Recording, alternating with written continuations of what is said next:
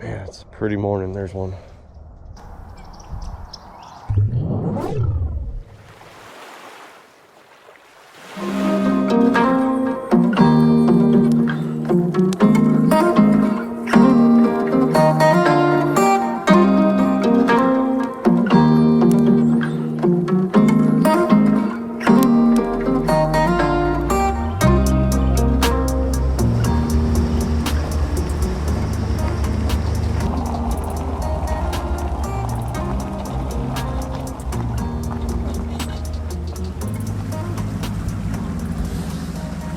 Good morning, fishing freaks. Yeah.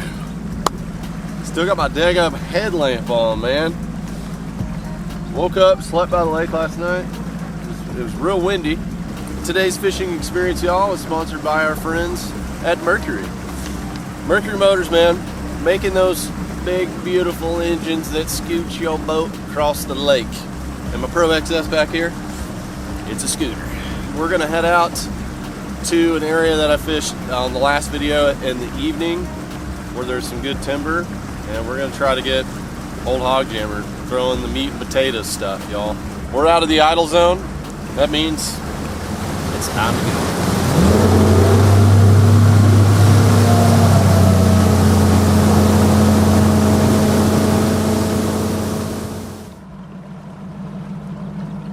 So if memory serves, I think there's like a roadbed that is in the back of this creek pocket.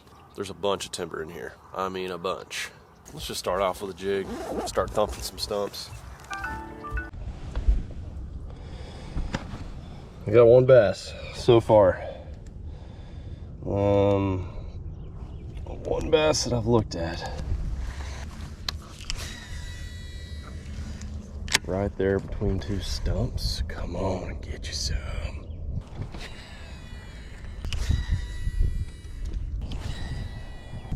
About 10 casts in. Got a little deeper, around 10 foot. I feel like, well, I got one bite, but he dropped it, so I am gonna pick up a jerk bait. A couple other things roll through here. I'm wondering if there's bait fish that are up high right now. I've seen some swirls up top, but if there's some bait fish coming up high, then I want to try to run a lure up in the water column through here.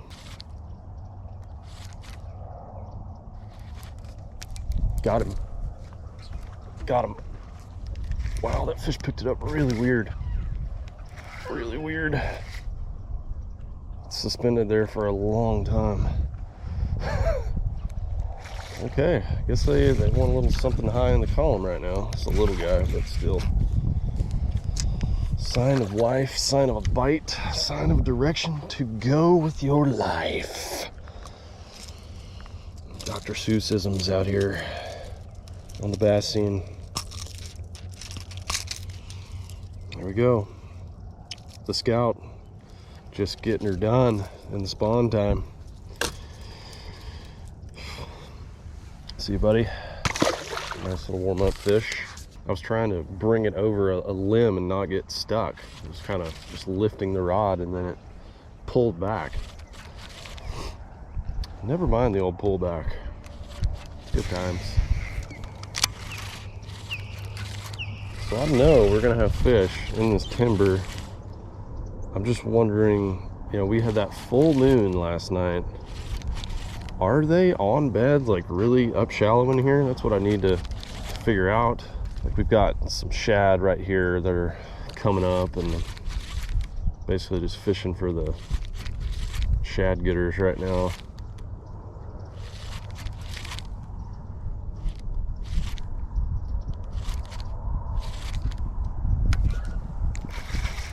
There she is.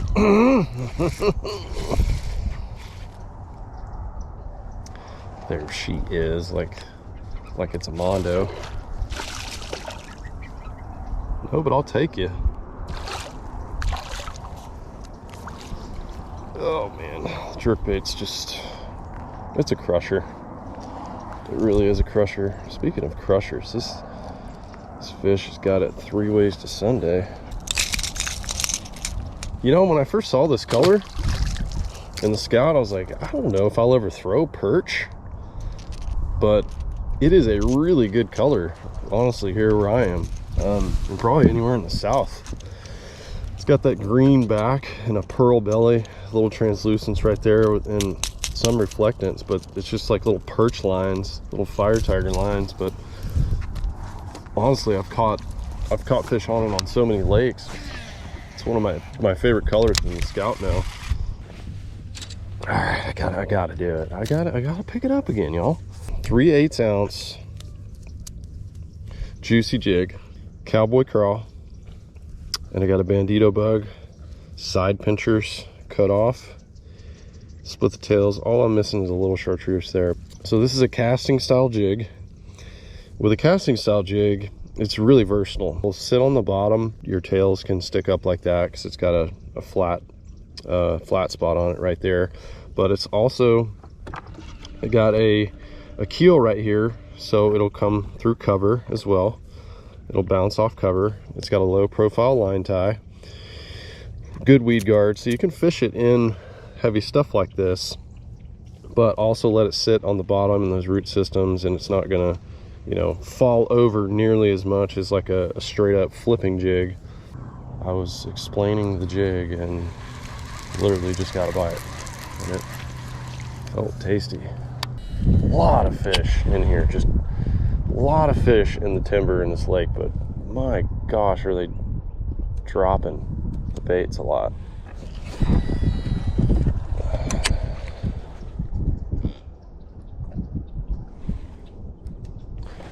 Oh, dude. That could be a bedding fish out there. 3.5, 4 feet of water.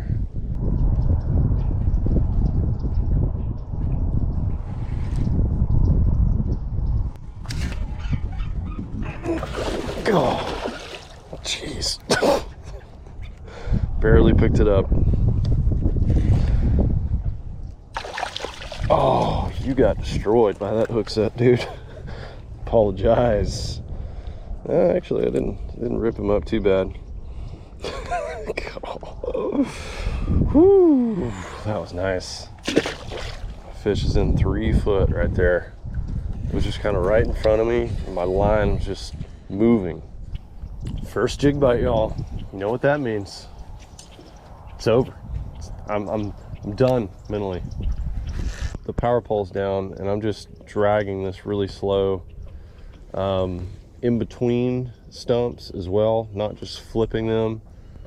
A lot of times what I find in the spawn is the bass will get on those root systems that run out way far away from the tree, and if you can get 2 good looking trees, 2 good looking stumps, oh my gosh, one just blew up right there. If you can get 2 really good looking ones with good root systems, it's an excellent place to drag your bait through. But if you can get 3, call it the trifecta,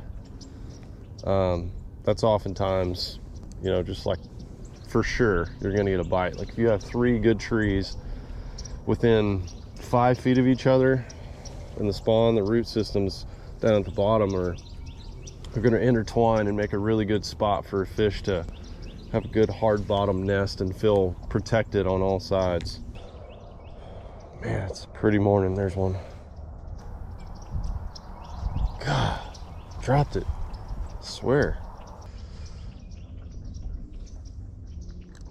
There's one. Oh, you dropped it. In a trifecta too. In a trifecta. 3 trees.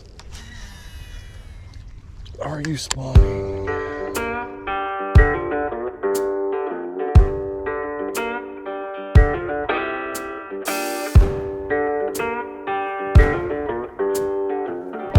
Finally hooked up on like one of the last trees coming in here on the jerkbait. It's not even a whopper, man. Not even a whopper. I mean, you're fat. You're a fat whopper. You know, that whole area was like 10, 12 foot. And And as soon as I got into like 16, finally got a bite, a mysterious bite.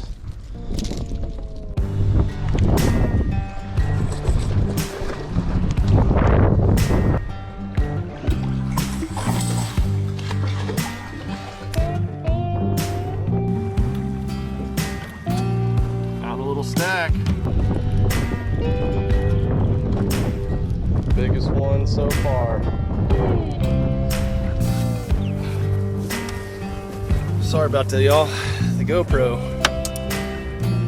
took a dumpster on me.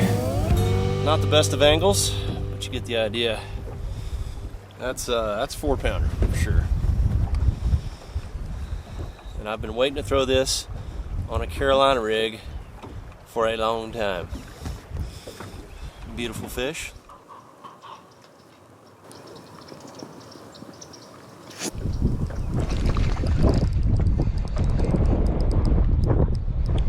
Folks, I don't know what this has turned into. I'm just catching them on everything all over the place. Different lures, different techniques. That's a nice one. And yeah, we got a different bait for you here. Oh, this is the bite I wanted to get on a jig. God, it's so windy. So we caught one on trench hog on the Carolina. This one is on the trench hog via Shaky head. Oh, there we go.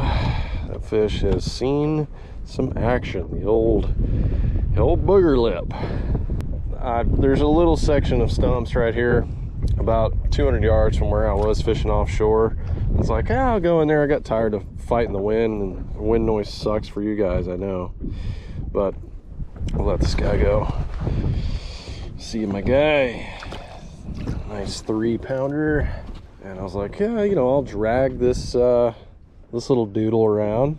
I had a bandito bug on there, and I was like, you know, I don't like that color. I'll switch up. I ought to just go with the trench hog because this combo right here I'm super confident in. Now I'll break out my jig and probably not catch a thing. This is what I wanted to do today, was throw the different jigs and then some jig alternatives. I like that Shaky head. It's just the bite is a little off and it's just hard with this wind. But I'm gonna quit pitching and catch one. And there he is. She's got it. There's a jig bite, yes.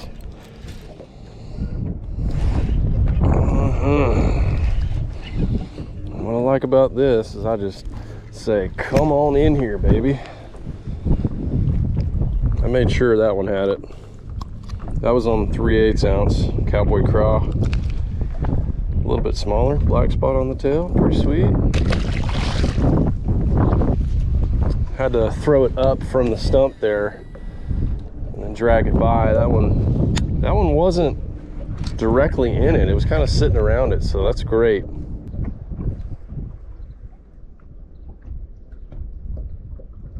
There he is. Was on the drop of that tree. Can't believe that fish let go. I can. That's where that fish wanted to be, is on that drop. Had a pretty good day of fishing right now. I've caught them suspended on jerk baits. I've caught them on crankbaits.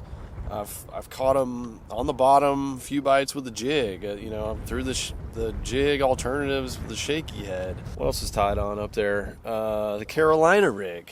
Caught one on a lipless. Like, sometimes that's what you got to do. This was not my goal of today's video. My goal was to target fish that are moving up to spawn and post spawn, and hitting those little in and out areas that they like to go to around timber.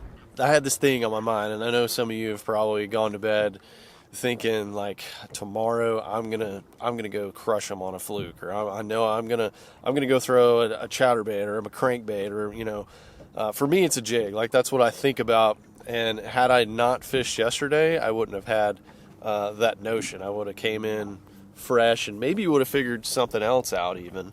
I woke up thinking, I'm gonna crush him on a jig, and I'm gonna catch like a 7-pounder. Just haven't gotten him yet, but I'm kind of being hard on myself. It's a good day of fishing.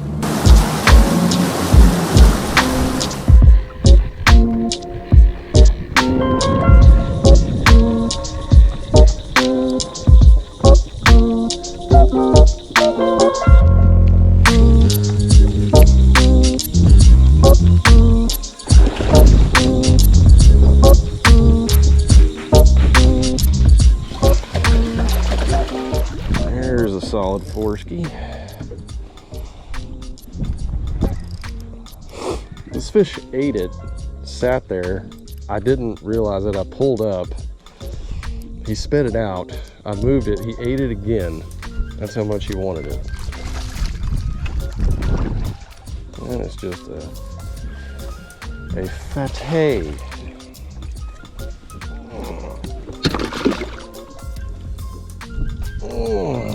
Fatty with a nose jammer. Perfect little hook set.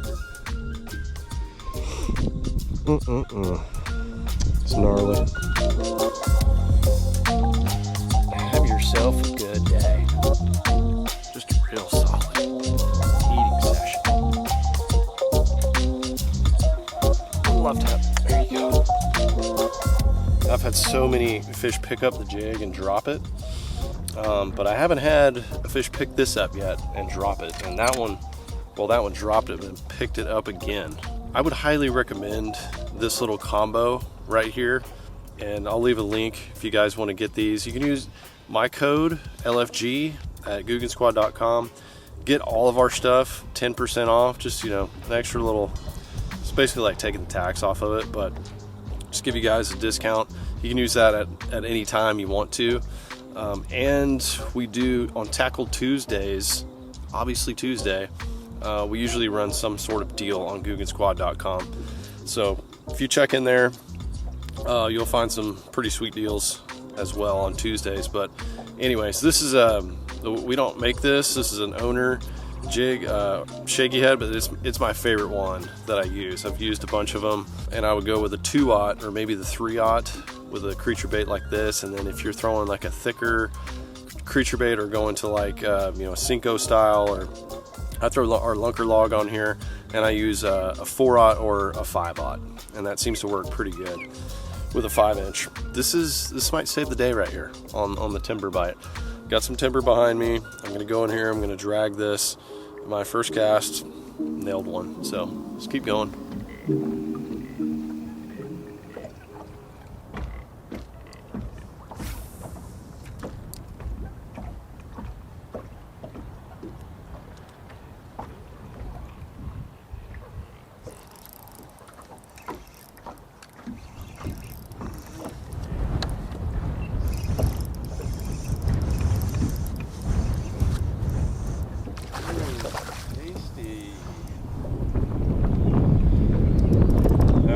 On the wood. Another good one.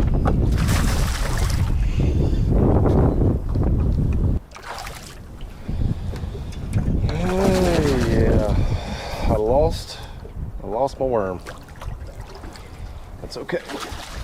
I know a guy that makes them.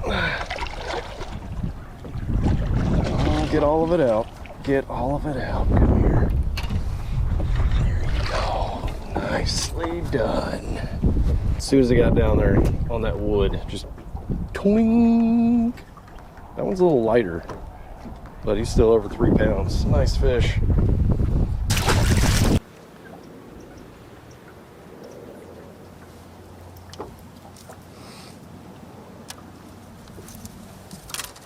All right, break out our old secret weapon here.